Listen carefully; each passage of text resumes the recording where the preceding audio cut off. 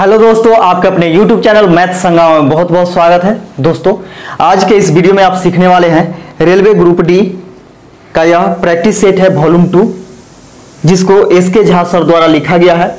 और यह बुक बहुत ही अच्छा है। यह प्रैक्टिस सेट जो है बहुत ही ज़्यादा अच्छा है, क्योंकि इसमें ऐसे क्वेश्चन को इंक्लूड किया गया है जो एग्जाम में बार बार पूछे गए हैं या फिर एग्जाम के दृष्टि से बहुत ही ज़्यादा इंपोर्टेंट है। यानी इसी पैटर्न पे एग्जाम में क्वेश्चन अब पूछे जाते हैं। तो इसलिए वीडियो को शुरू से लेकर के अंत तक देखते रहिए। आपका मैथ, रीजनिंग सब कुछ कंप्लीट होने वाला है। तो इससे पहले का अभी आप सीखने वाले हैं प्रैक्टिस सेट 13 यानी 13। इससे पहले का वीडियो आप नहीं देखे हैं तो इस वीडियो के डिस्क्रिप्शन बॉक्स में चले जाइए, वहां से उसका लिंक मिल जाएगा और उससे जाकर के आप देख सकते हैं।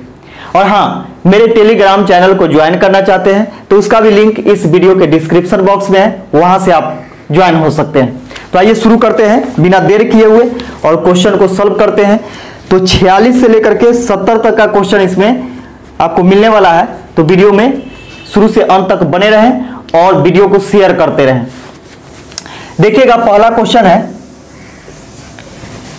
यह पाई चार्ट से संबंधित क्वेश्चन है और साइड में आपको दिख रहा होगा पाई चार्ट। निम्नलिखित पाई चार्ट भारत के विभिन्न बैंकों में दिसंबर 2020 तक अनर्जक आस्तियों एनपीए की जानकारी देता है। यदि सभी बैंकों का कुल एनपीए 400 लाख करोड़ है, 400 लाख करोड़ है, तो बैंक डी का एनपीए लाख करोड़ में कितना होगा।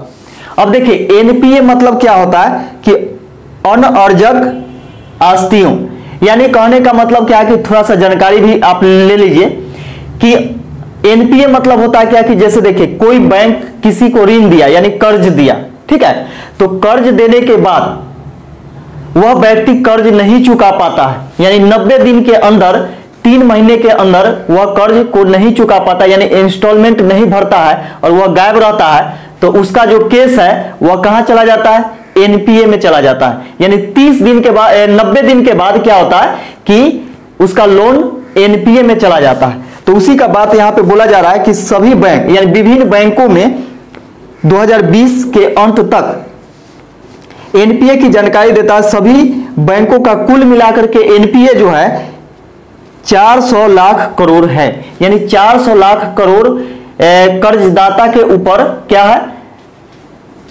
बकाया है, यानी जो ऋण लिया है उसके ऊपर बकाया है। तो यहां पे देखिएगा, आपको पाई चार्ट में दिख रहा होगा कि ए में यानी बैंक ए में 5%, सी में 20%, बी का बकाया है 5%, ई का है 15%, एफ का 30% और डी का 25%। और पूरे एक पाई चार्ट यानी कहने का मतलब क्या है कि पूरे एक घेरा का यानी गोल घेरा जो है उसका वैल्यू जो होता है वह परसेंटेज में 100% होता है, जबकि आपको दिया हुआ रहेगा डिग्री में तो 360 डिग्री के बराबर होता है। तो हमेशा ध्यान में रखिएगा कि गोल घेरा का बात करेगा प्रतिशत में तो 100% होता है। तो 100% बकाया है सभी बैंक को मिला करके, लेकिन है कितना, तो 400 लाख करोड़, 400 लाख करोड़।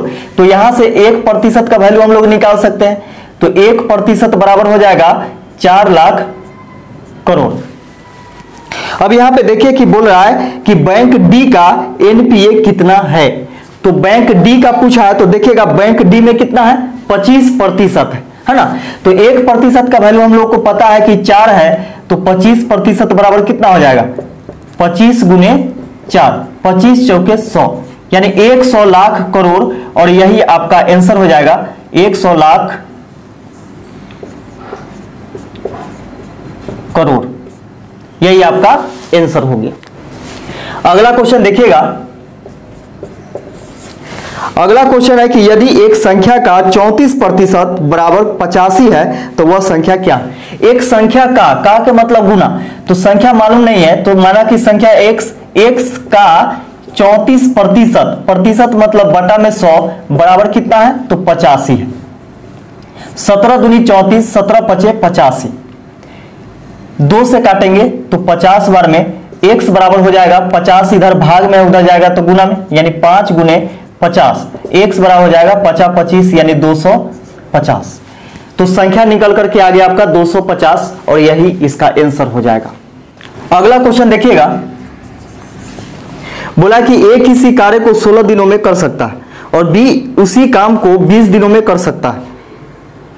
ए ने 4 दिन काम किया और चला गया तथा बी ने 6 दिन काम किया और चला गया तथा और शेष काम सी ने खत्म किया। यदि पूरे काम के 1200 रुपए मिले हो तो सी को कितने रुपए मिलेंगे। तो सबसे पहले देखिए कि ए को कितना मिला। ए का हिस्सा बराबर हो जाएगा 1200 में इसको कितना मिलेगा, तो जितना काम करेगा उतना मिलेगा। तो 1200 का 4 दिन काम किया तो 4 ऊपर और जितना दिन टोटल होता है उसे भाग दे दिया जाता है। तो 16 दिन में पूरा काम करता है तो 16 से भाग दे देंगे।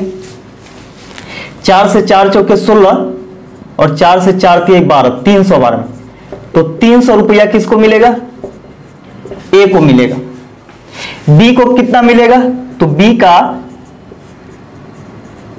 हिस्सा बराबर हो जाएगा, बी का हिस्सा हो जाएगा कितना, तो 1200 का ये 6 दिन काम किया और पूरा काम अकेले करेगा तो कितना दिन लगता है, तो 20 दिन। तो 20 दिन में 6 दिन काम किया तो इसी हिसाब से पैसा लेगा। तो देखिए 1200 का 6/20 यानी 20 दिन में 6 दिन काम किया। तो इसको काटेंगे 0 से 0, 2 से 7 दूनी 120, 6 36 यानी 360 रुपया।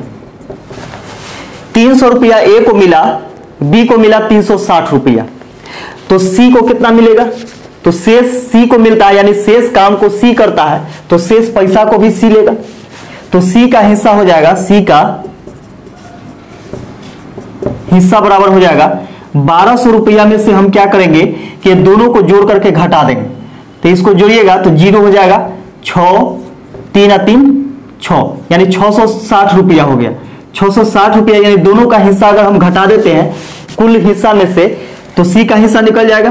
तो सी का हो जाएगा, देखिए 0 हो जाएगा, 10 में से 6 घटेगा तो 4, ये बचेगा आपका 1 यानी 11 में से 6 घटेगा तो 5 यानी 540 रुपया किसको मिल जाएगा, तो सी का हिस्सा होगा। यही आपका आंसर हो गया। अगला क्वेश्चन देखिएगा,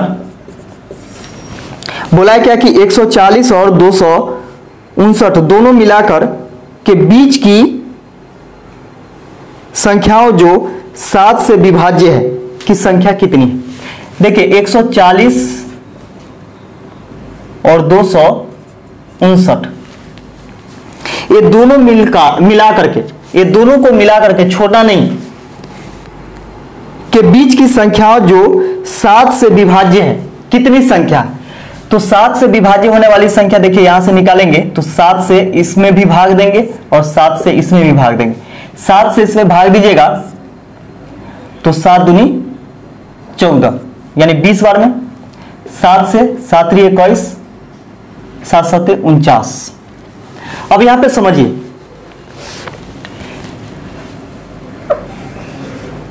एक से लेकर के 140 तक 20 संख्या ऐसा है जो कि 7 से कटेगा, जबकि 1 से लेकर के 259 तक टोटल 37 संख्या है जो कि 7 से कटेगा। अब यहां से हम लोग निकालते हैं इसके बीच का संख्या, तो 37 में से 20 घटा देंगे तो बच जाएगा कितना, 17। 17 संख्या ऐसा है जो कि इसके बीच में यानी इसको लेकर के है, 259 को लेकर के है यानी, और इसको छोड़ करके क्या कीजिए इसके आगे का संख्या निकल गया है और यहां तक के निकला है, ठीक है। तो 17 संख्या है जो कि 140 के बाद और 259 तक 7 से कटने वाली संख्या है, जबकि बोला दोनों को शामिल करने के लिए। तो यहाँ पे 140 को अगर हम शामिल करेंगे तो एक इसमें ऐड करना होगा, तो एक ऐड कीजिएगा तो टोटल कितना संख्या हो जाएगा, 17 1 18 यानी 18 संख्या 140 से लेकर के 259 तक के होगा जो कि 7 से पूरा कटेगा। अगला क्वेश्चन देखिएगा, बोला है क्या कि एक डिजिटल कैलकुलेटर का अंकित मूल्य 800 रुपए है। एक ग्राहक को अंकित मूल्य पर 2 क्रमिक छूट मिलती है। पहली छूट 10% की है। यदि ग्राहक इसके लिए 612 रुपए देता है तो दूसरी छूट ज्ञात कीजिए। तो देखिएगा कि छूट देने के बाद कोई भी दुकानदार क्या करता है कि बेचता है और ग्राहक खरीदता है। तो ग्राहक खरीदा कितना में, छूट के बाद 612 रुपए में खरीदता है और मार्केट प्राइस कितना है तो 800 रुपए है। तो देखिएगा कि 800 रुपया मार्केट प्राइस है और मार्केट प्राइस यानी अंकित मूल्य पर ही क्या होता है कि छूट दिया जाता है। तो पहला छूट जो है 10% है, यानी मार्केट प्राइस का 10% छूट, यानी लिया कितना 90%, इतना। फिर अगला छूट बोल रहा है कि अगला छूट कितना दिया गया कि कुल मिलाकर के 612 रुपया उससे लिया गया ग्राहक से। तो ये चीज मालूम नहीं है कि कितना छूट दिया गया। दूसरा छूट, पहला छूट तो मालूम था, तो दूसरा छूट के लिए क्या करेंगे 100 माइनस x करेंगे। माना कि x% छूट दिया गया बटा में 100, तो इतना रुपया में दिया गया छूट के बाद, जबकि दिया गया कितना 612 रुपए में। दोनों बात यहां से बराबर हो गया। 1 0 से 1 0 कैंसिल, 1 0 से 1 0 कैंसिल, 1 0 से 1 0। 9 से काटिए तो 6 1 7 और 2 9 कट जाएगा 9 से, 9 छक 54, 9 छक 54 बच जाएगा 6 7, 9 8 72। 8 से कटेगा 4 एकम 4, 4 दूनी 8, 4 एकम 4, 4 सत्ते 28, 17 बार में 2 से इसको काटेगा तो 2 पचे 10, 5 उधर गुना में जाएगा तो 17 पचे 85, यानी 100 माइनस x बराबर 85। 100 को उधर ले जाएंगे तो इधर प्लस में उधर जाएगा तो माइनस, यानी माइनस x बराबर 85 में से 100 घटाइएगा तो कितना बचेगा -15। माइनस से माइनस कैंसिल, x बराबर हो जाएगा 15%। यानी दूसरा छूट जो दिया गया था इसको 15% का छूट दिया गया था और यही इसका आंसर हो जाएगा। अगला क्वेश्चन देखिएगा, यहां पे बोला है क्या कि यदि x x minus 8 x plus 2 और 4x प्लस 4 का औसत 10 है तो संख्या का गुणनफल ज्ञात कीजिए। तो देखिएगा यहाँ पे इसका औसत दे दिया गया है 10, तो औसत बराबर क्या होता है सभी प्रेक्षणों का योग बटा में सभी प्रेक्षणों की संख्या। तो इसका योग करेंगे तो x plus x minus 8 plus x plus 2 plus 4x plus 4, अब बटा में कितना संख्या तो 1 2 3 4, 4 संख्या तो 4 से भाग देंगे तो इस औसत आ गया। लेकिन औसत कितना है 10 है, औसत 10 है, दोनों बात यहां से बराबर हो जाएगा। इसको जोड़ेंगे तो 1x 1x 2x 3x 4 3 7x 7x, और देखिए -8 में से 4 2 6 घटाइएगा तो -2 बचेगा बराबर 10 चौके 40, 7x बराबर हो जाएगा, इधर -2 है उधर जाएगा तो प्लस में 2 हो जाएगा यानी 42 हो जाएगा। 7 से 7 छक 42, x बराबर हो जाएगा 6। x का वैल्यू कितना आ गया 6 आ गया। हम लोगों से पूछा है कि सबका गुणनफल कितना होगा, है ना। तो गुणनफल कितना होगा तो संख्या सबसे पहले हम लोग निकालते हैं। तो संख्या यह हो जाएगा आपका x बराबर 6, तो पहला हो गया 6, दूसरा हो जाएगा 6 माइनस 8 यानी -2 गुणनफल यानी गुना करेंगे। इसका देखिएगा कि हो जाएगा 6 और 2 8 हो जाएगा यानी गुने 8। इसके बाद 6 यहां पे रखेंगे, 6 चौके 24, 24 और 4 28, ये सबको गुना कीजिएगा तो यहां पे देखिए कि प्लस माइनस क्या हो जाएगा माइनस हो जाएगा। अब माइनस वाला एक के ऑप्शन में है तो गुना करने का भी जरूरत नहीं पड़ेगा। ऑप्शन नंबर बी आपका आंसर हो जाएगा कि -2688। ठीक है, तो ऑप्शन पर भी ध्यान रखिएगा तो आपका जल्दी आंसर मिल जाएगा। ठीक है, तो इसको गुना कीजिएगा तो माइनस में 2688 आपका आंसर आ जाएगा। अगला क्वेश्चन देखिएगा, बोला कि एक आदमी 8 किलोमीटर प्रति घंटा की गति से चल रहा है, यानी 40 का दे दिया गया है कि 8 किलोमीटर प्रति घंटा। प्रत्येक किलोमीटर के बाद वह 12 मिनट विश्राम करता है। उसे 56 किलोमीटर की दूरी तय करने में कितना समय लगेगा? तो देखेगा कि कुल 56 किलोमीटर है, तो समय बराबर क्या होता है? दूरी बटा चाल। तो 56 किलोमीटर उसको जाना है, और सोचिए कि इसका चाल क्या है कि 8 किलोमीटर प्रति घंटा है। अगर नहीं रुकेगा तो सोचिए कि ये कितना समय में यह अपने गंतव्य स्थान पर पहुंच जाएगा। तो 8 सते 56 यानी 7 घंटा में यह पहुंच जाएगा। लेकिन यहां पे क्या हो रहा है कि प्रत्येक किलोमीटर यानी 1 किलोमीटर पर वह 12 मिनट विश्राम कर लेता है, यानी आराम करता है प्रत्येक किलोमीटर पर। तो सोचिएगा कि ये 1 से लेकर के जैसे 1 2 3 4 5 इस प्रकार लिखिएगा 56 बार, ठीक है। तो दोनों के बीच में गैप कितना होगा? 55 बार गैप आएगा। 55 बार गैप आएगा। आप कहिएगा कि 56 काहे नहीं लिखेंगे?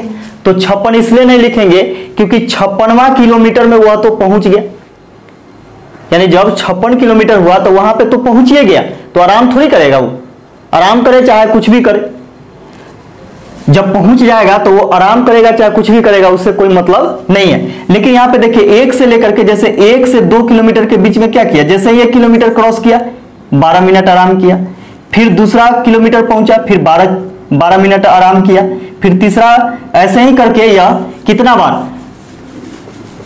तो 56 किलोमीटर है तो एक कम बार यानी 55 बार। तो देखिए 55 बार यह आराम करता है। तो 55 गुने 12 तो इतना मिनट हो जाएगा। मिनट को घंटा में बदलने के लिए क्या करते हैं कि 60 से भाग देते हैं। तो 12 से 12 25 60, 5 से इसको काटेंगे तो 11 बार में 11 25 55, यानी 11 घंटा आराम करने में यानी विश्राम करने में लगा दिया। तो कुल समय कितना लगा इसको? कुल समय लगा, रियल समय यानी आराम नहीं करता तो 7 घंटा में पहुंच जाता। लेकिन यहां पे देखिए देरी कितना हुआ इसको पहुंचने में, वहां 7 घंटा तो लगेगा ही, ठीक है। लेकिन यहां पे देरी कितना हुआ आराम करने में यानी विश्राम करने में? तो 11 घंटा। तो कुल समय इसको लगा कितना? तो 7 घंटा प्लस 11 घंटा, 11 7 18 घंटा, यानी 18 घंटा में यह क्या किया कि अपने गंतव्य स्थान पर विश्राम करते हुए आराम करते हुए पहुंच जाता है। अगला क्वेश्चन देखिएगा। अगला क्वेश्चन है कि यदि x plus Y plus Z बराबर 0 हो तो x प्लस वाई का whole cube plus Y plus Z का whole cube plus Z plus X का whole cube minus 17xy Z बटा में 10 into X minus Y, X plus Y into Y plus Z into Z plus X बराबर क्या होगा? यानी इतना का मान हम लोगों से पूछ रहा है कि क्या होगा। तो यहां पे देखिए कि इस क्वेश्चन को बनाने का तरीका क्या है। तो यहां पे समझिएगा कि x plus Y plus z, तो यहां पे हम लिख सकते हैं कि x plus Y plus Z बराबर 0। तो x प्लस वाई को इधर आने देते हैं और प्लस में जेड है उधर जाएगा तो माइनस में जेड, और 0 में से जेड घटाइएगा तो जेड ही होगा यानी माइनस जेड, ठीक है, माइनस जेड। उसी प्रकार यहां पे अगर हमको y प्लस जेड का वैल्यू निकालना होगा तो y प्लस जेड बराबर क्या हो जाएगा? x उधर माइनस में चला जाएगा यानी माइनस x हो जाएगा। उसी प्रकार यहां पे देखिए कि अगर हमको x प्लस जेड या जेड प्लस एक्स का वैल्यू निकालेंगे तो जेड प्लस एक्स, तो y इधर प्लस में उधर जाएगा तो माइनस में यानी माइनस वाई हो जाएगा।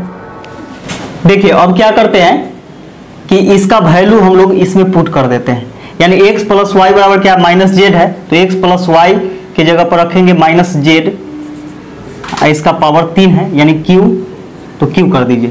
प्लस देखिए y प्लस जेड, तो y प्लस जेड का वैल्यू x है, माइनस में x, तो माइनस में x लिखेंगे, इसका power 3 plus z plus x का वैल्यू है माइनस y, इसका पावर 3 माइनस 17xy z, बटा में देखिएगा कि ये हो गया 10, यहाँ पे देखिए कि x प्लस वाई का वैल्यू क्या है, माइनस जेड है, तो गुने माइनस जेड गुने y प्लस जेड का वैल्यू है माइनस एक्स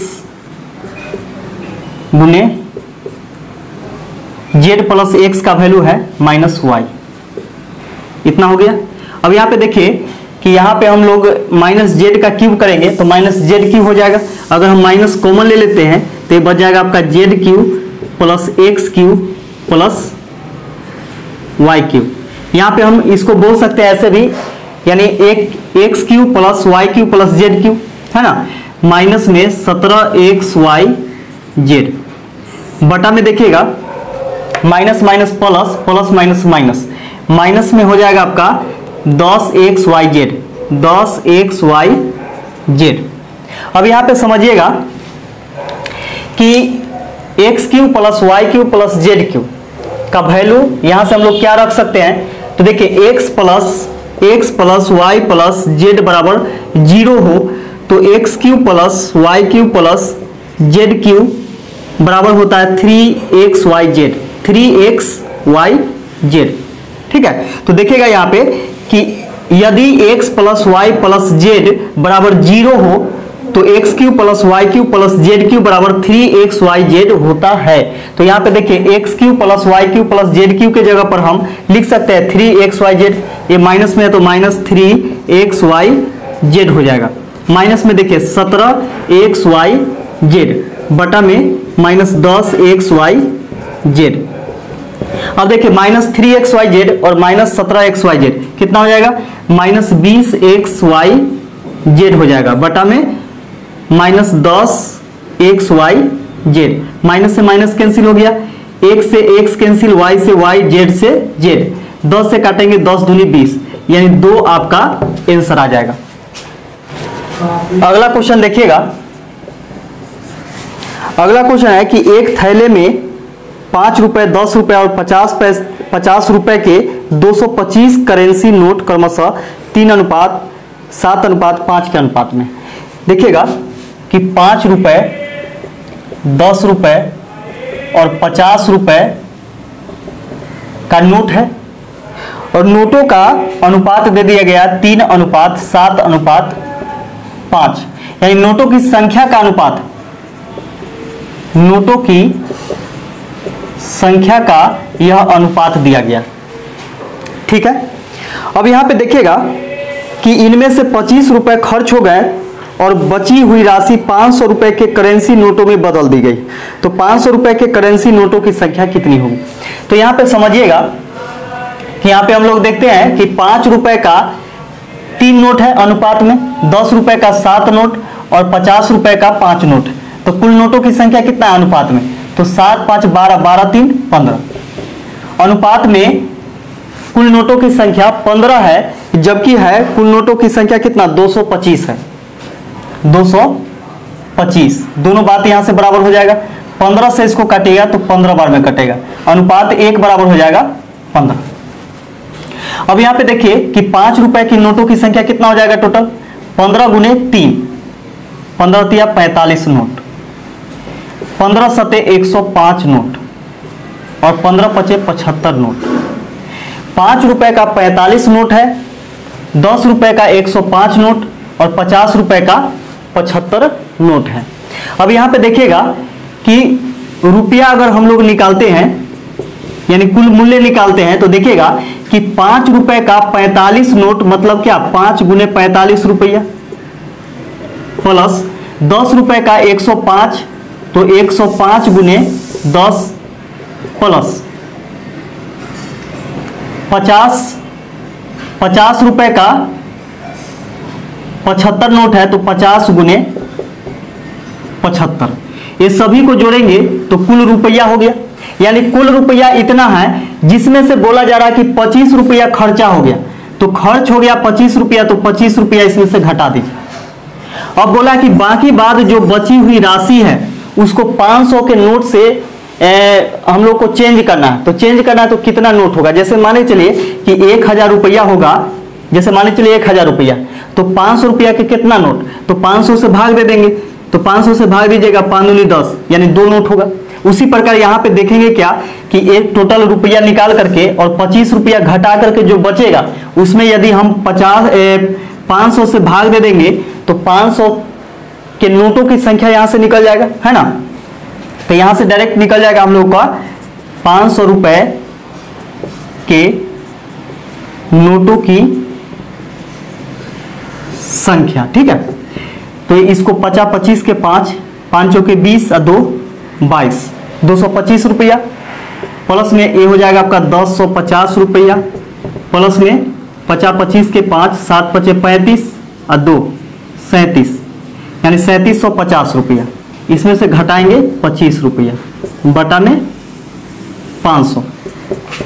अब इस सबको जोड़िएगा तो हो जाएगा आपका 5 5 5 10 10 और 2 12 के 2 7 और 2 9 एक 10 के 0 3 एक 4 एक 5 यानी 5025 रुपया में से 25 रुपया घटा दीजिए, ऐसे 500 से भाग दे दीजिए, तो हो जाएगा आपका 5025 में से 25 रुपया घटाएंगे तो 5000 बचेगा, अब बटा में 500 500 से इसको काटेंगे 2 जीरो से 2 जीरो कैंसिल, 5 से 5 दाएं 50 यानी 10 नोट होगा। यानी 500 रुपए का कितना नोट होगा, तो 10 नोट हो जाएगा और यही आपका आंसर हो जाएगा। अगला क्वेश्चन देखिएगा, बोला क्या कि 14,958 को किसी संख्या से भाग देने पर भागफल 157 तथा शेषफल 43 हो तो भाजक ज्ञात करें। देखिएगा कि 14,958 इसको यदि किसी संख्या से भाग दिया जाता है, माना कि x से भाग दिया जाता है, तो भागफल जो आता है 157 आता है और शेषफल आता है 43। तो बोल रहा है क्या कि वह संख्या ज्ञात करे, यानी वह संख्या कितना होगा, यानी भाजक ज्ञात करना है।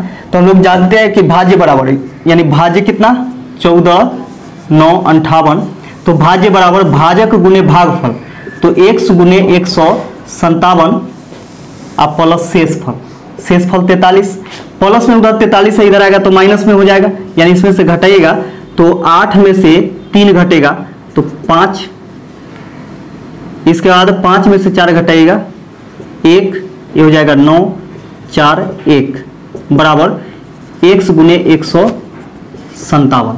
अब 157 से इसको काटेंगे तो कितना बार में कट जाएगा, तो यहां पे देखिएगा कि अगर हम लोग काटते हैं तो कितना बार में कटना चाहिए। तो बाई ऑप्शन देखिए, बाई ऑप्शन भी आप बना सकते हैं। ऑप्शन नंबर ए में है 90, बी में है 93, सी में है 95 और डी में है 97। तो सोचिए कि ये काटने का मतलब क्या है कि 157 से जितना बार में कटेगा फिर उतना से हम 157 में गुना करेंगे तो ये वाला आना चाहिए। तो सोच के देखिए कि जितना बार में कटेगा और वो चीज पूछा जा रहा है, यानी भाजक पूछा जा रहा है, तो भाजक x बराबर हमको निकालना है, तो जो निकालना होता है वही ऑप्शन में रहता है। तो यहां से आप देख सकते हैं, अंदाजा लगा सकते हैं, या फिर डायरेक्ट आप काट दीजिएगा तो आंसर आ जाएगा, या फिर काटने से अच्छा होगा कि जो ऑप्शन मिलाइएगा तो आपका आंसर हो सकता है कि जल्दी आ जाए। तो देखिए यहाँ पे कि हमको 5 लाना है, यानी इकाई स्थान पे 5 लाना है, तो 7 से हम इसमें 0 में गुना करेंगे, तो 0 में किसी भी संख्या से गुना करने पर क्या आता है 0 आता है, 5 तो आया नहीं, इसका मतलब है कि ऑप्शन नंबर ए नहीं होगा। अब यहाँ पे देखिए 7 से हम लोग इकाई में गुना करेंगे तो 7 21, 21 के 1 आ रहा है जबकि 5 आना चाहिए, ये भी नहीं होगा। यहाँ पे देखिए कि 7 से हम लोग इसमें गुना करेंगे 5 में, तो 7 5 35 के 5 आ रहा है, ये हो सकता है। फिर आगे हम लोग मिलाते हैं कि 7 से इसमें 7 में गुना करेंगे, 7 7 49 के 9 आता है जबकि 5 आना चाहिए, तो ऑप्शन नंबर डी नहीं होगा। कौन हो जाएगा, तो ऑप्शन नंबर सी हो जाएगा, यानी भाजक यानी x बराबर हो जाएगा 95, यही आपका आंसर हो गया। तो देखिए जितना ज्यादा सोचिएगा उतना जल्दी आपका क्वेश्चन सॉल्व हो जाएगा। अगला क्वेश्चन देखिएगा, अगला क्वेश्चन कहता है कि 597 गुने 597 गुने 597 माइनस 247 गुने 247 गुने 247 बटा में 597 गुने 597 प्लस 597 गुने 247 प्लस 247 गुने 247, इसका मान पूछ रहा है कि क्या होगा।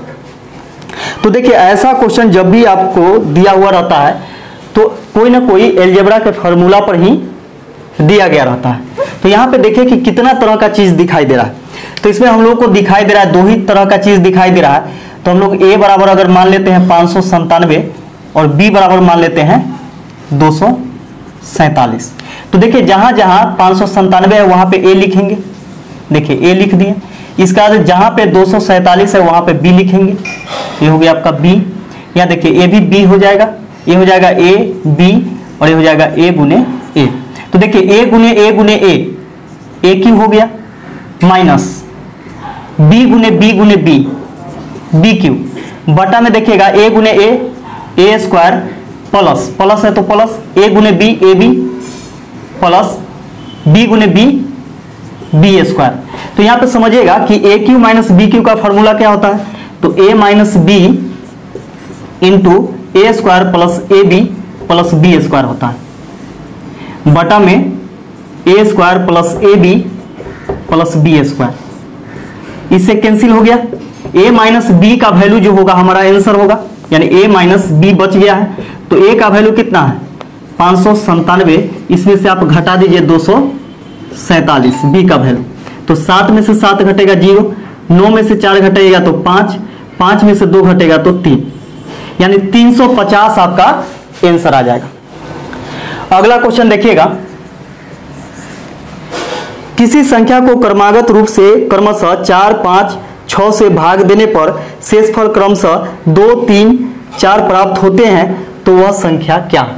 हम लोग को संख्या निकालना है और क्रमागत रूप से भाग देने का मतलब होता है कि भागफल में ही भाग देना, भागफल में ही भाग देना। तो प्रोसेस से आप बनाइएगा तो बहुत ज्यादा लंबा हो जाएगा, इसलिए यहाँ पे एक बहुत ही शानदार ट्रिक आपको टेक्निक बतलाने जा रहे हैं। तो उसको आप देख सकते हैं कि सबसे पहले जिससे भाग दिया जाता है क्रमागत रूप से ऊपर लिखा जाता है। तो 4 से भाग दिया जा रहा है, 5 से भाग दिया जा रहा है और 6 से भाग दिया जा रहा है ना। क्रमागत रूप से 4, 5, 6 से भाग दिया जा रहा है तो क्रमशः शेषफल क्या आता है, यानी 4 से भाग देंगे तो 2 शेषफल, 5 से भाग देंगे तो 3 शेषफल और 6 से भाग देंगे तो 4 शेषफल, ये चीज आता है। तो इसको नीचे लिख लिया जाता है, ठीक है। अब हम लोग को संख्या निकालना है, तो संख्या देखिए कैसे निकलेगा। जब नीचे आएगा तो प्लस होगा, क्रॉस जाएगा ऊपर तो गुना होगा, फिर नीचे आएगा तो प्लस होगा, क्रॉस जाएगा गुना होगा, नीचे आएगा प्लस होगा। इस चीज को ध्यान में रखिएगा कि इधर से काम करना हम लोग को शुरू करना है। नीचे आएगा प्लस, क्रॉस जाएगा गुना, फिर नीचे आएगा प्लस, क्रॉस जाएगा गुना, नीचे आएगा प्लस। चाहे जितना भी लंबा निकालना हो आपको कोई दिक्कत नहीं होगा, निकाल सकते हैं। तो देखिए यहाँ पे 6, 4, 10, 10 5 50, 50 और 3 53, 53 में 4 से गुना करेंगे तो 53 गुने 4, 4 के 12 के 2, 5 के 20, 1 21, 212, 212 प्लस 2 यानी 214। तो संख्या निकल जाएगा आपका कितना 214 और यही आपका आंसर हो जाएगा। अगला क्वेश्चन देखिएगा 58 नंबर, बोला कि 24, 36, 40 का महत्तम समापवर्तक कितना होगा। तो महत्तम समापवर्तक मतलब होता है कि वह बड़ी से बड़ी संख्या, एलसीएम मतलब क्या होता है, वह छोटी से छोटी संख्या, जबकि यहाँ पे मौसा निकालना है यानी एचसीएफ निकालना है, तो वह बड़ी से बड़ी संख्या जो कि ये तीनों को काट दे। तो एचसीएफ हम लोगों से पूछा, जो चीज पूछता है वो चीज ऑप्शन में रहता है, तो ऑप्शन का यहाँ पे सहारा लेंगे हम लोग और जल्दी से जल्दी क्वेश्चन को सॉल्व करने का कोशिश करेंगे। तो देखिए यहाँ पे कि 2 है, 4 है, 8 है, 12 है, तो वह बड़ी से बड़ी संख्या होता है, इसलिए बड़ा से हम लोग देखेंगे, शुरुआत करेंगे कि यह तीनों कट रहा है कि नहीं। तो देखिए 12 से 24 कट रहा है, 36 कट रहा है, लेकिन 40 नहीं कट रहा है, इसका मतलब ऑप्शन नंबर डी नहीं होगा। इसका देखिए 8 से, तो 8 तीनों में अब बचा कौन, 8 बड़ा, तो 8 से काटेंगे, 8 3 24, 8 से 8 5 40 कट जाएगा, लेकिन 36 नहीं कटेगा, इसलिए ऑप्शन नंबर सी भी गलत हो जाएगा। इसका देखिएगा कि ये दोनों में कौन बड़ा है, 4 बड़ा है, तो 4 से 24 भी कट रहा है, 36 भी कट रहा है और 40 भी कट रहा है, तो इसलिए ऑप्शन नंबर बी आपका आंसर हो जाएगा। ए इसलिए नहीं होगा क्योंकि इससे छोटा है, तो आंसर कितना हो जाएगा, यानी 24 36 40 का HCF आप निकालिएगा तो HCF कितना आ जाएगा, तो 4 आ जाएगा, यही आपका आंसर होगा। अगला क्वेश्चन देखिएगा 59, बोला क्या कि 0.37 पर एक रिंग है प्लस 0.63 पर एक रिंग है प्लस में 0.80 पर एक रिंग, तो इसका वैल्यू पूछ रहा है कि क्या होगा। तो यहां पे समझिएगा कि जब रेकरिंग वाला क्वेश्चन हम लोग बनाते थे तो कैसे बनाते थे कि दशमलव के बाद देखते, यानी पहले देखते थे कि संख्या कितना है, तो 37, तो 37 बटा में दशमलव के बाद देखेंगे कि कितना अंक पर रेकरिंग है, तो 2 अंक पर है, तो 2 को 9 लिखेंगे, प्लस ये भी हो जाएगा आपका 63 बटा 99 प्लस 80 बटा 99। फिर इसको सॉल्व कीजिएगा, यानी भिन्न का जोड़ कीजिएगा, सबको जोड़ करके 99 से भाग दीजिएगा, तो आपका आंसर प्राप्त हो जाएगा। तो हो सकता है कि जो थोड़ा सा समय लग जाए, लेकिन कम समय में बनाने का तरीका है कि देखिए यहाँ पे सबको जोड़ेंगे, तो 7 3 10, 10 के 0, 8 6 14, 14 3 17, 1 18, 2 अंक पर 2 अंक बाद दशमलव है, तो हम भी 2 अंक बाद दशमलव इसमें डाल देंगे। अब हम लोग को क्या करना है कि रेकरिंग चढ़ाना है, तो रेकरिंग कैसे चढ़ाएंगे, तो देखिए यहाँ पे इतना तो जोड़ करके आ गया, रेकरिंग चढ़ाना है तो यहाँ पे आपको क्या करना होगा कि 1.81 पर रेकरिंग चढ़ाना होगा।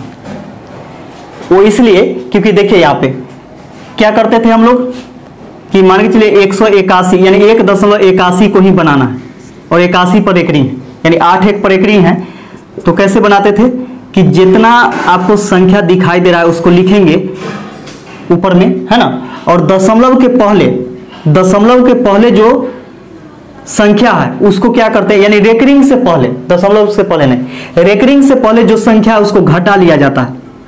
तो इसमें हम लोग घटाएंगे तो क्या आ जाएगा, 1 आ जाएगा, इससे पहले का 1 ही है तो 1 घटाएंगे, और दशमलव के बाद देखा जाता है जितना अंक पर रेकरिंग उतना 9 नीचे लिखेंगे, है ना, तो ये हो जाएगा आपका 180 बटा 99। तो 180 बटा 99 यानी 180 को फिर हम लोग रेकरिंग में बदलना होगा, तो क्या करेंगे 1.81 पर रेकरिंग चढ़ाना होगा, तो यही आपका आंसर हो जाएगा 1.81। अगला क्वेश्चन देखिएगा,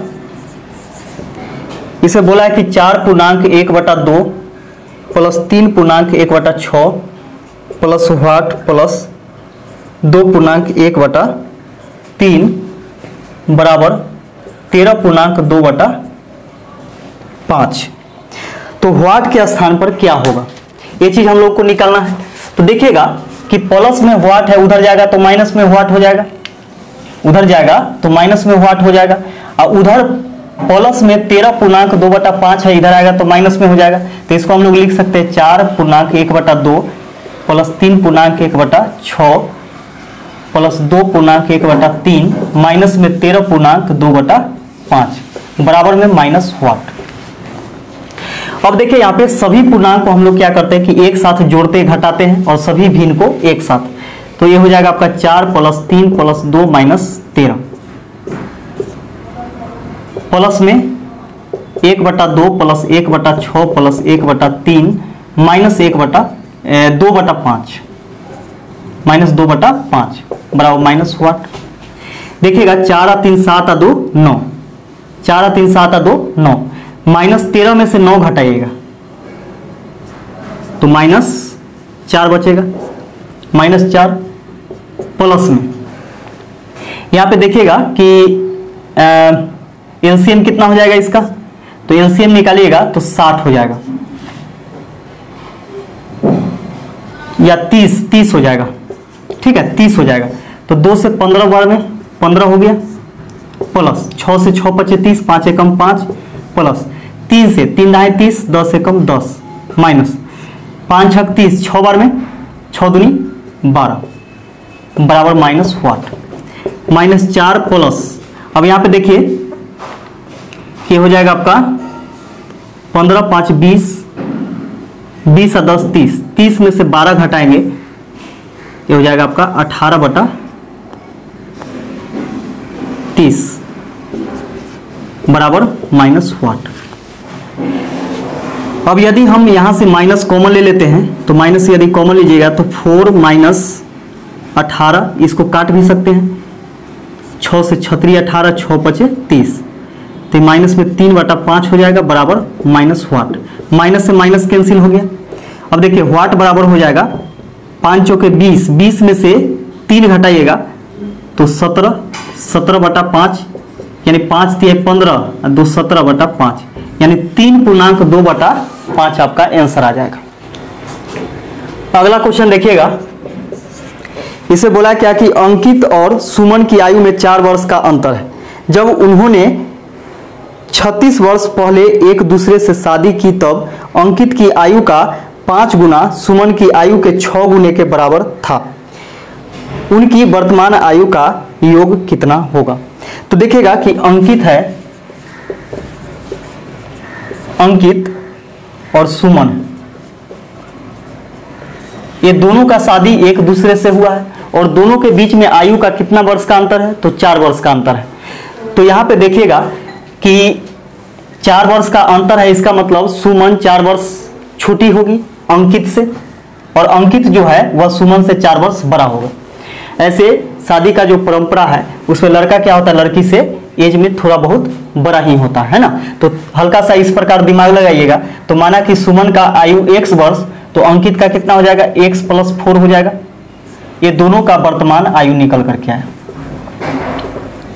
ठीक है, ये दोनों का वर्तमान आयु है, वर्तमान आयु। अब यहां पे बोला क्या, जब उन्होंने 36 वर्ष पहले एक दूसरे से शादी की थी, यानी 36 वर्ष पहले शादी किया था, तो शादी के समय जो उम्र होगा वह कितना हो जाएगा? x + 4 - 36, इसमें से भी 36 घटाएंगे तो ये हो गया शादी के समय का उम्र, है ना। तो शादी के समय का उम्र इतना है, जबकि यहां पे बोला है कि 36 वर्ष पहले एक दूसरे से शादी की तब अंकित की आयु का 5 गुना सुमन की आयु के 6 गुने के बराबर था। यानी अंकित के आयु का 5 गुना, देखिए अंकित के आयु का 5 गुना और सुमन के आयु के 6 गुना के बराबर था। तो यहाँ पे बराबर कर दी। तो पूछा उनकी वर्तमान आयु का योग कितना होगा। अब यहां से निकालिएगा तो ये हो जाएगा आपका, गुना कर देते हैं डायरेक्ट, है ना। तो 5x हो जाएगा, माइनस में देखिए यहाँ पे ये 32 हो जाएगा, -36 में से 4 घटाएगा तो 32 हो जाएगा। तो 5 दूनी 10 के 0, 5 के 15, 1 16, 160 हो जाएगा, गुना कीजिएगा तो बराबर में 6 से 6x माइनस 6 36 के 6 36 18, 18 3 21। अब यहां पे देखिए प्लस में उधर जाएगा तो माइनस में, और यहां पे देखिए कि 6x क्या है, प्लस में इधर आएगा तो माइनस में, यानी 5x माइनस 6x बराबर हो जाएगा -216 प्लस 160। माइनस x बराबर हो जाएगा माइनस में 6, 11 में से 6 घटेगा तो 5, 1 में से 1 0, माइनस से माइनस कैंसिल, x बराबर कितना आ गया? तो 56 आ गया। x का वैल्यू कितना आ गया? 56 आ गया। हम लोगों से पूछा है कि दोनों के वर्तमान आयु का योग कितना होगा। तो देखिए योग करेंगे तो हो जाएगा आपका 2x + 4, है ना होगा। तो 2x, x का वैल्यू कितना है? 56 है, तो 2 गुने 56 + 4, 6 दूनी 12 के 2, 5 दूनी 10 है 1 11, 112 + 4 यानी 116 वर्ष। यानी दोनों के वर्तमान आयु का योग जो होगा कितना होगा? 116 वर्ष हो जाएगा और यही आपका आंसर हो जाएगा। अगला क्वेश्चन देखिएगा इसमें है कि 1 + 1/2 into 1 + 1/3 into 1 + 1/4 up to dot dot 1 + 1/60 बराबर व्हाट। इसका वैल्यू निकालना है। तो देखिए यहां से हम लोग कैसे निकालेंगे इसको। तो सबसे पहले यहाँ पे भिन्न का जोड़ करते हैं। तो 2 एकम 2 1, 3/2 लिख सकते हैं इसके लिए। यहाँ पे कोई चिन्ह है यानी गुना का चिन्ह है, इंटू का चिन्ह है। 3 एकम 3 1, 4/3 गुने 4 एकम 4 1, 5/4 गुने अप टू डॉट डॉट 60 एकम 60 1, 61/60। अब यहां से देखिएगा कि इस प्रकार कट रहा है। 3 से 3 कैंसिल, 4 से 4 कैंसिल, उसी प्रकार आगे कटते जाएगा। शुरू में नीचे में बचेगा, यानी शुरू में अगर हर में बचेगा तो अंतिम में अंश में बचेगा। तो हो गया आपका 61/2। 61 में 2 से भाग दीजिएगा तो आ जाएगा आपका 30.5 और यही इसका आंसर हो जाएगा। अगला क्वेश्चन देखिएगा 17,424 का वर्गमूल निकालना है हम लोग को। 17,424 का वर्गमूल निकालना है। तो देखिए वर्गमूल हम लोग कैसे निकाल सकते हैं। बचपना की तरह निकालिएगा तो ज़्यादा समय लगेगा, लेकिन यहाँ पे हम लोग थोड़ा सा स्मार्ट तरीके से सोचते हैं तो जल्दी बन जाएगा। तो देखिए जब भी वर्गमूल निकालना हो तो दाहिने तरफ से 2 अंक छांट लेते हैं। दाहिने तरफ से 2 अंक छांटते हैं। छांटने के बाद सोचते हैं 1 से लेकर के 9 तक के अंक में सोचते हैं कि कौन से अंक का हम स्क्वायर करें कि इकाई स्थान पर 4 है तो 4 ही आना चाहिए।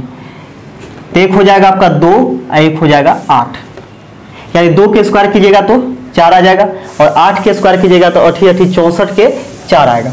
और तीसरा कोई आज तक के जन्म नहीं लिया है जो कि यहाँ पे स्क्वायर करने के बाद 4 लाएगा। ठीक है, 1 से लेकर के 9 तक के।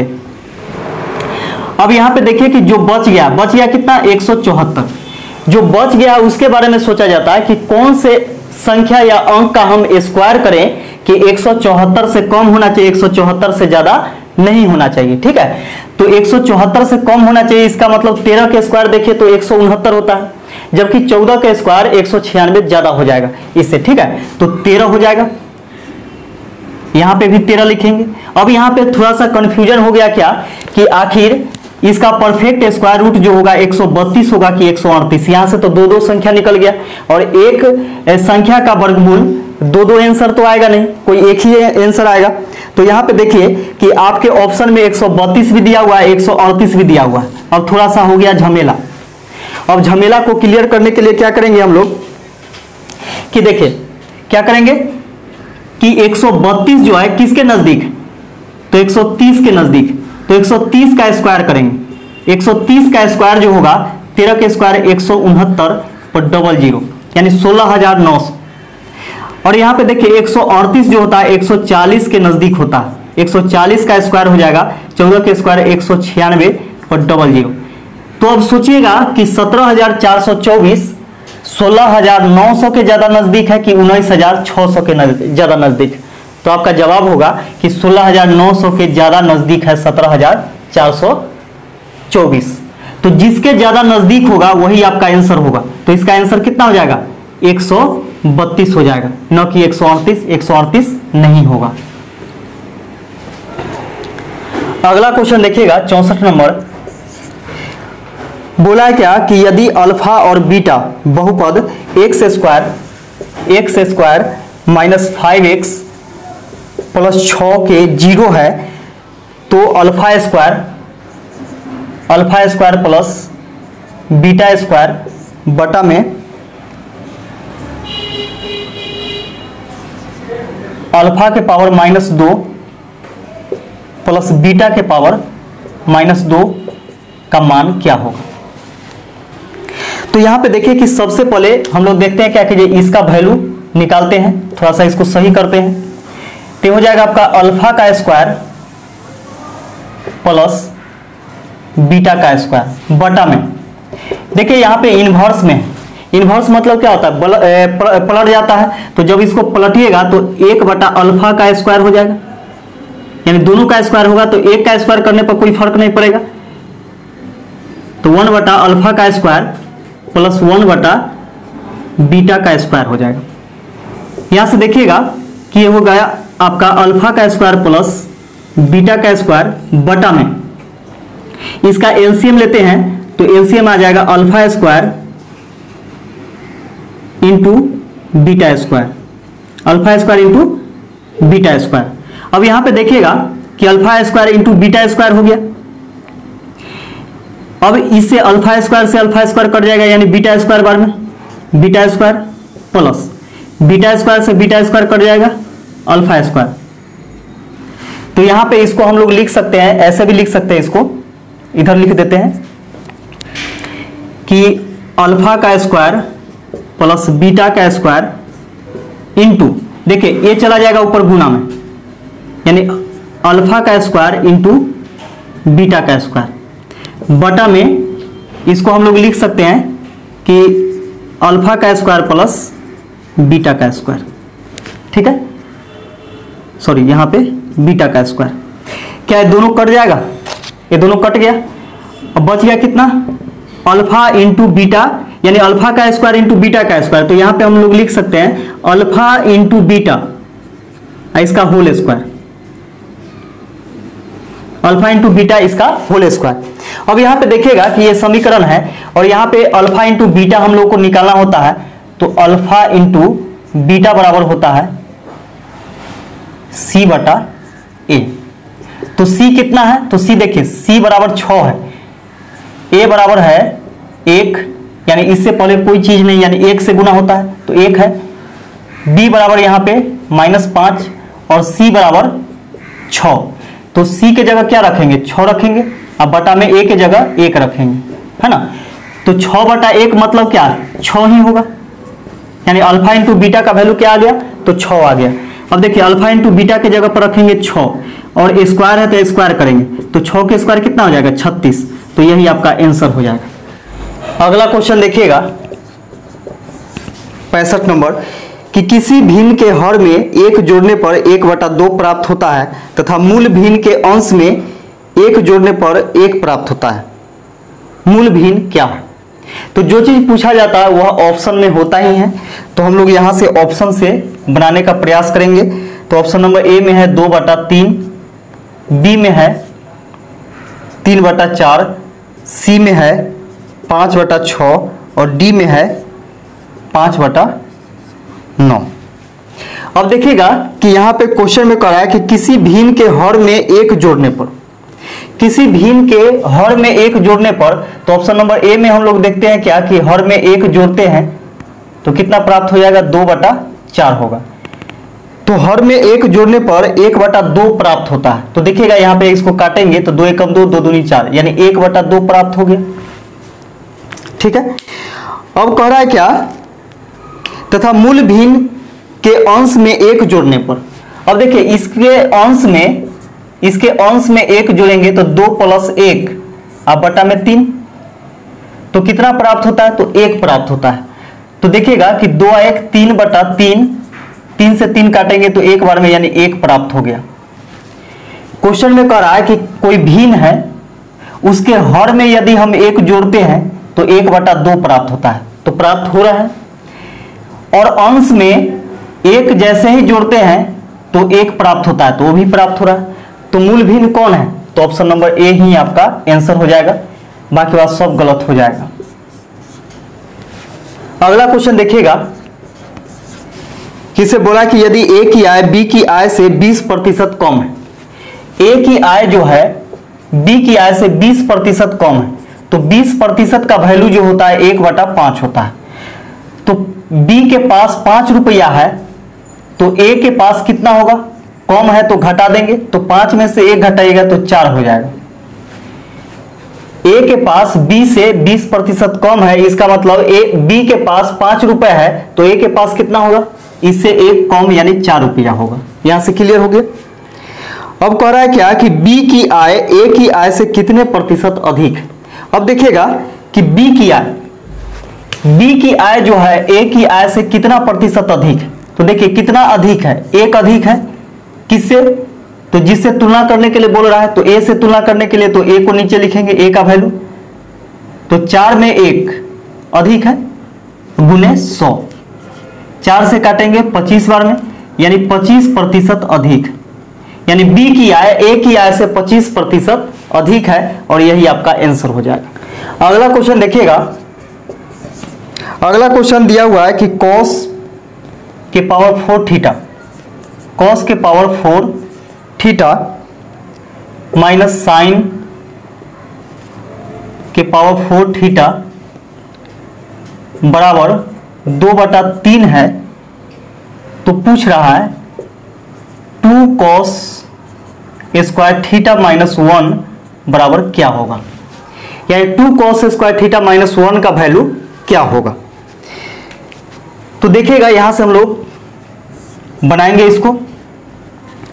ये जो है आपका cos के पावर 4 थीटा, इसको हम लोग लिख सकते हैं cos स्क्वायर थीटा इसका whole square minus sine square theta इसका होल स्क्वायर बराबर 2/3। अब देखिएगा यहां पे कि cos स्क्वायर थीटा, यानी इसको हम a मानते हैं, इसको b मानते हैं, तो देखिए a square minus b square का सूत्र क्या होता है, a plus b into a minus b, यानी a plus b into a minus b. तो cos square theta plus sine square theta into cos square theta minus sine square theta बराबर 2/3। अब यहां पे देखिएगा कि cos square theta plus sine square theta बराबर क्या होता है, 1 होता है। तो यहां पे हम 1 लिख सकते हैं into cos square theta minus sine square theta बराबर 2/3। यहां पे 1 गुना में 9 भी लिखिएगा तो चलेगा, क्योंकि 1 से गुना करेंगे कोई फर्क नहीं पड़ेगा। अब यहां पे देखिएगा एक चीज कि cos square theta plus sine square theta बराबर 1 होता है। तो यहां से हम लोग को क्या निकालना है, cos का वैल्यू निकालना है। तो साइन का वैल्यू देखिए, जैसे हमको यहां पे क्या करते हैं कि साइन स्क्वायर थीटा बराबर लिखेंगे साइन स्क्वायर थीटा बराबर, तो इधर प्लस में है आपका cos स्क्वायर थीटा, उधर जाएगा तो माइनस में, यानी 1 माइनस cos स्क्वायर थीटा हो जाएगा, यानी साइन स्क्वायर थीटा बराबर 1 माइनस cos स्क्वायर थीटा हम लोग लिख सकते हैं। अब यहां से क्या करेंगे कि यहां से इसका वैल्यू पुट करेंगे, यानी साइन स्क्वायर थीटा के जगह पर रखेंगे 1 माइनस cos स्क्वायर थीटा। तो देखिएगा cos स्क्वायर थीटा पहले से है, तो cos square theta minus sine square theta के जगह पर रखेंगे 1 माइनस cos स्क्वायर थीटा बराबर 2/3। देखिएगा कि cos square theta minus plus minus 1 minus minus plus cos square theta बराबर 2/3। एक cos स्क्वायर थीटा प्लस में है और एक है प्लस में ही है, तो दोनों को जोड़ेंगे तो 2 cos square theta, 2 cos square theta minus 1 बराबर क्या हो जाएगा 2/3। और देखिएगा कि यही चीज तो पूछा गया था कि 2 cos स्क्वायर थीटा माइनस 1 बराबर क्या होगा, तो 2 cos स्क्वायर थीटा माइनस 1 बराबर हो जाएगा 2/3। तो इसका आंसर हो जाएगा आपका 2/3 हो जाएगा। अगला क्वेश्चन देखिएगा, इसमें है क्या कि दिए गए त्रिभुज एबीसी में एक त्रिभुज दिया गया है,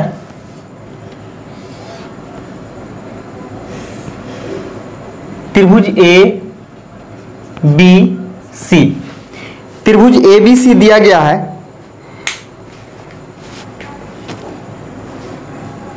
और यहां पे देखिएगा कि यह है आपका पी क्यू। त्रिभुज एबीसी में बीपी बराबर 3AP, बीपी बराबर 3AP दे दिया गया। तो इसको हम लोग क्या करेंगे कि इधर लाएंगे तो बीपी बटा एपी बराबर क्या हो जाएगा 3/1। इसको हम लोग लिख सकते हैं अनुपात में भी लिख सकते हैं, यानी बटा मतलब अनुपात होता ही है। तो बीपी का वैल्यू क्या हो गया अनुपात में 3 हो गया, एपी का वैल्यू अनुपात में 1 हो गया। फिर बोला क्या कि QC बराबर 3AQ, QC बराबर 3AQ। तो AQ को इधर लाते हैं, उधर गुना में, इधर आएगा तो भाग में, तो QC बटा AQ बराबर हो जाएगा 3/1, यानी 3/1 हो जाएगा। तो QC का वैल्यू कितना 3 और AQ का वैल्यू 1, तथा BC बराबर 36 सेंटीमीटर, यानी B और C का जो दूरी है यह 36 सेंटीमीटर दे रखा है। तो पूछ रहा है कि PQ का मान ज्ञात कीजिए, यानी PQ बराबर व्हाट, यानी P और Q का मान हम लोगों से पूछ रहा है कि क्या होगा। तो देखिएगा यहां पे कि यहां से हम लोग देखते हैं कि समांतर रेखा है, ये रेखाखंड जो है यह समांतर है। तो समांतर है इसका मतलब क्या है कि त्रिभुज जो होगा, जैसे ABC, यानी त्रिभुज ABC समांतर त्रिभुज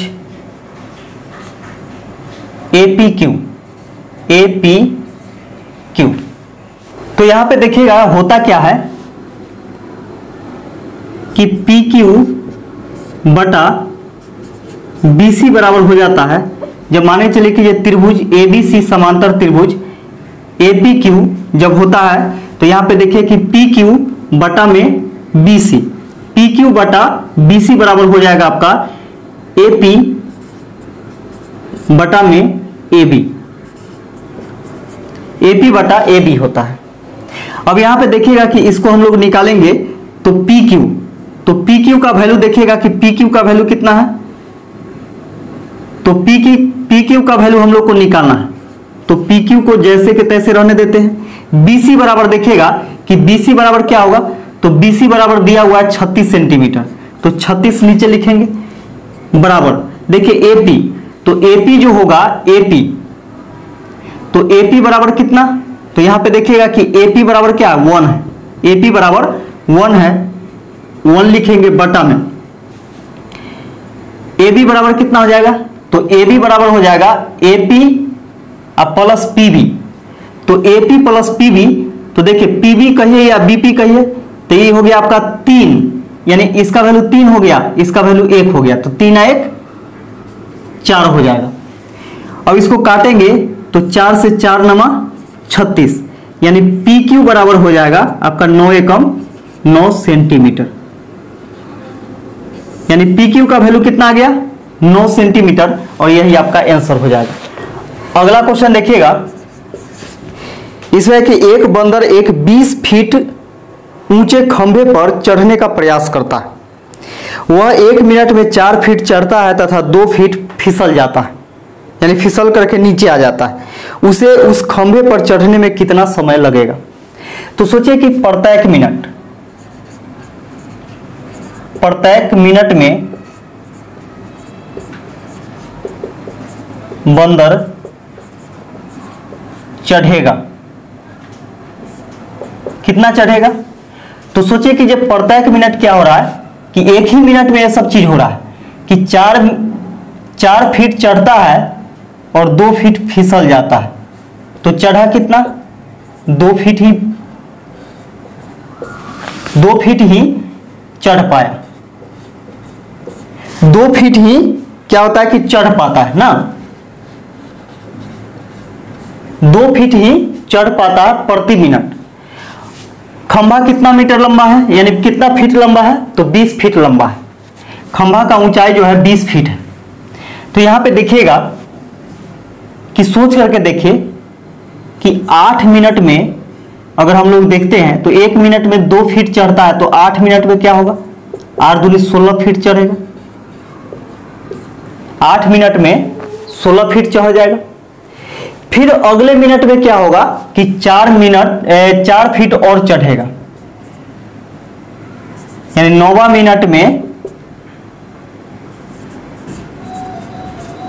मिनट में क्या होगा कि 4 फीट और चढ़ेगा। तो देखिए 16 4 20 फीट चढ़ गया, तो अब उसको फिसलने का जरूरत है नहीं, क्योंकि सोचे कि जो 20 फीट का खंभा ही है, जब ऊपर चढ़ गया तो फिर अब क्यों फिसलेगा। तो 9वां मिनट में क्या हुआ कि बंदर खंभे पर चढ़ जाता है। तो कितना समय लगा उसको खंभा पर चढ़ने में, तो 9 मिनट लगा। यही आपका आंसर हो जाएगा। इस वीडियो का लास्ट क्वेश्चन देखिएगा, बहुत ही अच्छा क्वेश्चन है। बोला है कि पूरी गति से काम कर रही एक पाइप किसी खाली टंकी को 1 घंटे में भर सकता है। तो माना कि ये पाइप है, इसको 1 घंटा लगता है पूरा भरने में। हालांकि ऐसा माना जाता है कि पहले घंटे के दौरान यह अपनी सामान्य क्षमता का 1/12, दूसरे घंटे के दौरान यह अपनी सामान्य क्षमता का 1/9 और तीसरे घंटे के दौरान यह अपनी सामान्य क्षमता का 1/6 भाग प्रयोग करती है। चौथे घंटा के दौरान यह अपनी सामान्य क्षमता का 1/4 प्रयोग करती है और 5वें घंटे के दौरान यह अपनी सामान्य क्षमता का 1/3 प्रयोग करती है। एक अन्य पाइप भी इसी प्रकार का प्रदर्शन दर्शाती है। जैसे पहला पाइप किया है वैसे ही दूसरा पाइप भी करता है, लेकिन यदि वह पूरी गति से काम करती है तो खाली टंकी को 2 घंटे में भर देती है। अब देखिएगा यहाँ पे कि दूसरा पाइप यानी बी जो है यह 2 घंटे में भर देती है। यानी पहला पाइप जो है 1 घंटा में ही भर सकता है, जबकि दूसरा पाइप क्या करता है कि 2 घंटा में भर पाता है। तो सोचिए कि पहला पाइप का जो क्षमता होगा दूसरा की अपेक्षा ज्यादा होगा, है ना, इसलिए कम समय लग रहा है।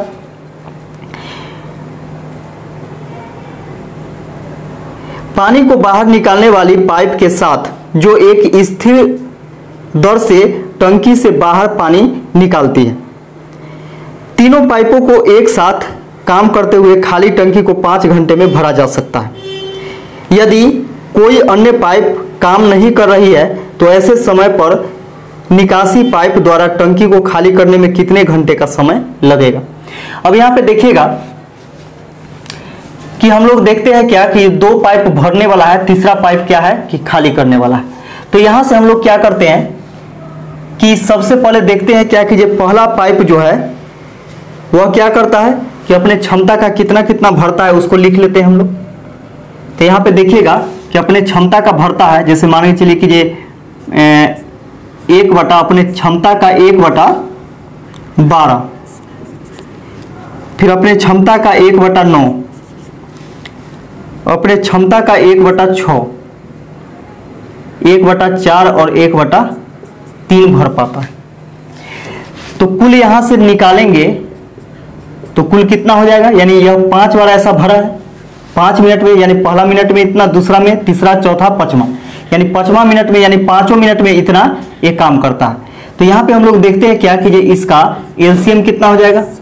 तो एलसीएम 12, 9, 6, 4 और 3 का निकालिएगा तो 36 हो जाएगा। 12 3 36, 3, 9 चौके 36, 4 एकम 4, 6 1 36, 6, 4 से 4 नमा 36, 9 और 3 से 12 3 36 यानी 12, ये हो गया। अब यहाँ पे देखिएगा इस सबको जोड़ेंगे तो 12 8 20 1 21, 21 6 27, 27 3 30 4 34, यानी ये हो गया आपका 34/36, 34/36 हो गया। ठीक है, 34/36 अपने क्षमता का। अब सोचिए यहाँ पे क्षमता क्या हम मान लें, यानी टंकी का जो धारिता है कितना हम इसमें मान ले कि 36 से कट जाए।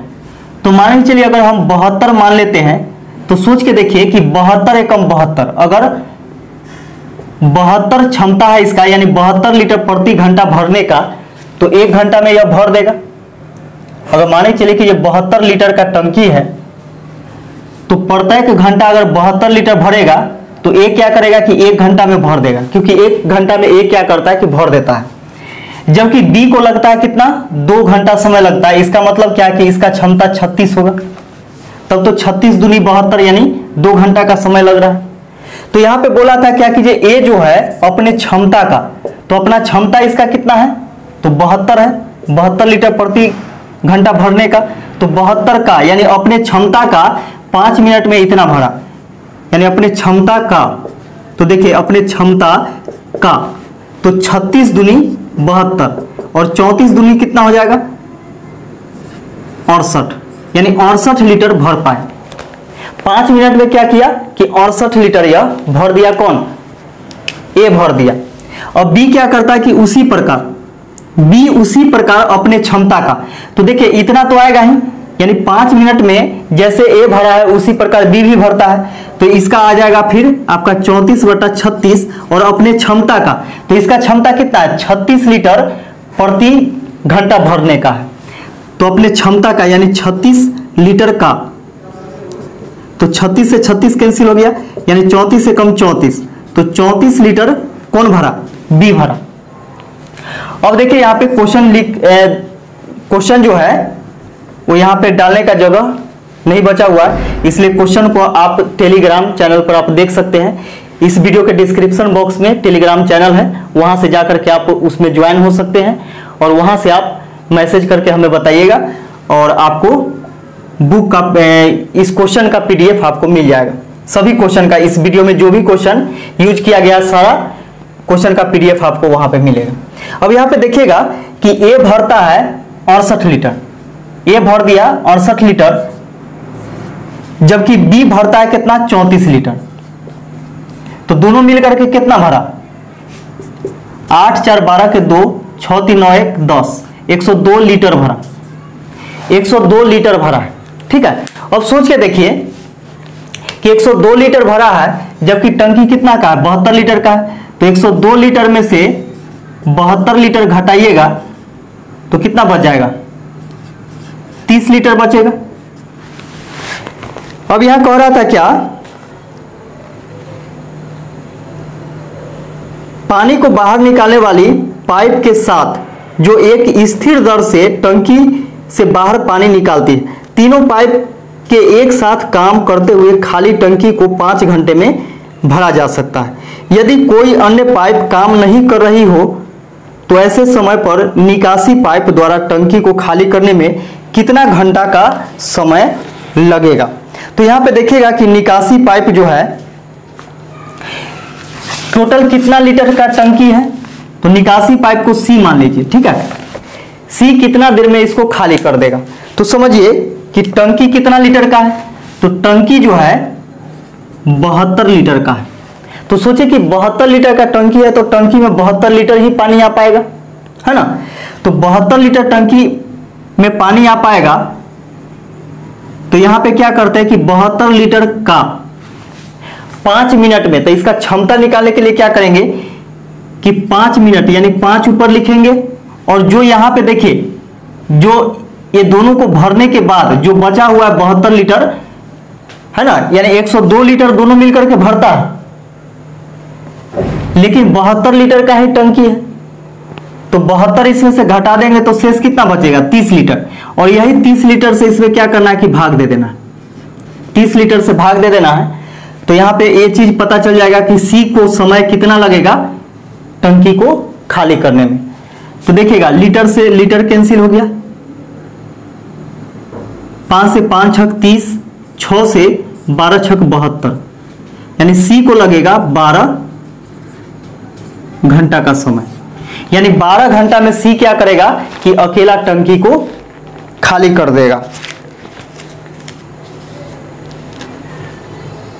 तो यही आपका आंसर हो जाएगा ऑप्शन नंबर बी। तो इस वीडियो में बस इतना ही, हम लोग फिर मिलते हैं नेक्स्ट वीडियो में। वीडियो देखने के लिए आप सभी को बहुत बहुत धन्यवाद।